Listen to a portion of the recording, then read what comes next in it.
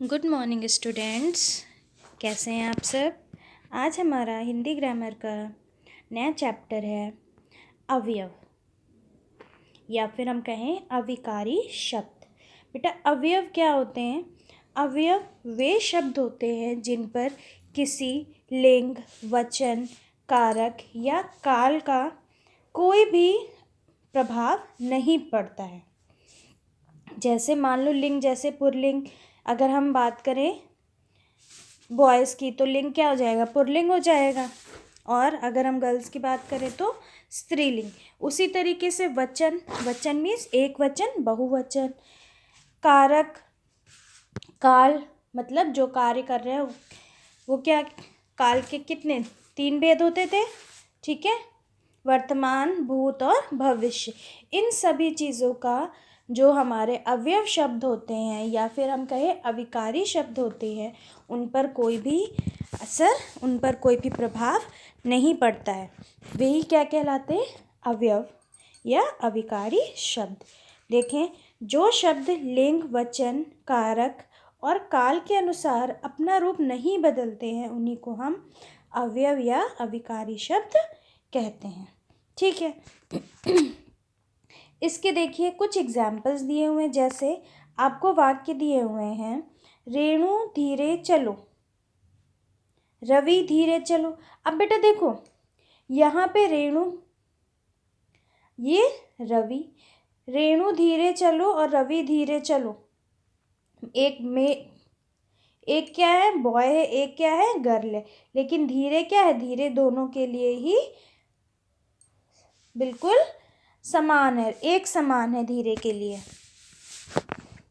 घोड़ा तेज दौड़ा, घोड़े तेज दौड़े। अब बेटा देखिए, यहाँ पर क्या है? एक वचन है और यहाँ पर क्या है? बहुवचन है।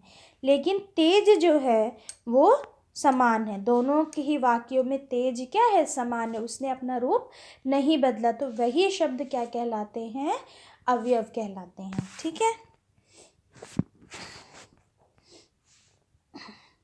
कुछ अन्य अवयव इस प्रकार से होते हैं, जैसे बाहर पानी भरा हुआ है, सीमा अभी गई है। ये भी क्या है? हमारे अवयव शब्द है। इन पर भी कोई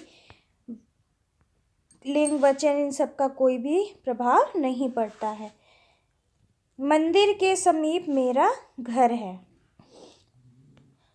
सीता राम के साथ वन गई। रवि और सागर मित्र हैं। जैसे और अगर हम कहें तो और, तो हमने क्या किया, यहाँ पे 2 भाई थे, उनके बीच में भी हम और लगाते। और अगर हम 2 बहनों की बात करें तब भी हम और लगाते। तो और क्या है? दोनों के लिए समान है। वह नहीं आ सका क्योंकि वह बीमार है, ठीक है? क्योंकि भी क्या है? अवयव शब्द है। वह, मज़ा आ गया, वह क्या है? अवयव शब्द है। हम किसी भी चीज़, किसी के भी प्रयोग में हम वह का शब्द यूज़ कर सकते हैं, चाहे वो लिंग, चाहे वो अलग लिंग हो या फिर वचन का एक सारे लोग, कई सारे लोगों के लिए भी। अरे ये दोनों एक जैसे लगते हैं, ठीक है? तो ये होते हैं आपके अवयव शब्द या अविकारी शब्द, जो जिन पर क्या होता है कि लिंग, वचन, कारक और काल का कोई भी प्रभाव नहीं पड़ता है। अब देखेंगे बेटा बुक एक्सरसाइज। उचित अवयव लिखकर वाक्य पूरे करो। आपको वाक्य दिए हुए हैं, उनको हमें पूरा करना है। तो पहला दिया हुआ है, जल्दी उठो। क्या हो जाएगा? जल्दी उठो। अपना पाठ ध्यान पूर्वक पढ़ो, अपना पाठ ध्यान पूर्वक पढ़ो। श्रुति और रेणु बहनें हैं, माँ थोड़ी परेशान है, वह अवश्य आएगा, ठीक है? इसी तरीके से क्वेश्चन 2 दिया हुआ है, दिए गए अवयव शब्दों को अपने वाक्यों में प्रयोग करें। आपको अपने वाक्यों में उसका प्रयोग करके लिखना है। पहले दिया शायद। शायद का प्रयोग आपको अपने शब्दों में करना है। तो हमने किया शायद कल बारिश होगी। तो आप कुछ भी लिख सकते हो शायद के लिए। शायद कल मेरा दोस्त घर आएगा, है ना। शायद कल हम घूमने जाएंगे, तो आप इस तरीके से वाक्य में प्रयोग अपने आप कर सकते। दूसरा है सच, हमेशा सच बोलना चाहिए। थर्ड है सर्वथा। सर्वथा का मतलब बेटा हमेशा, हमेशा उचित बात कहो।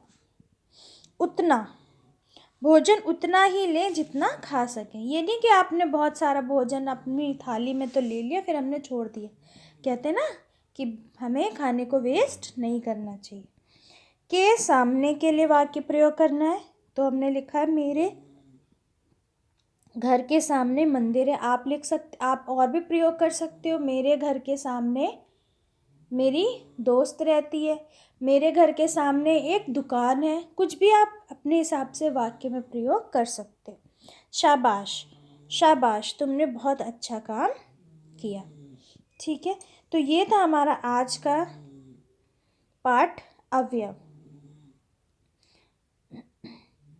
Thank you.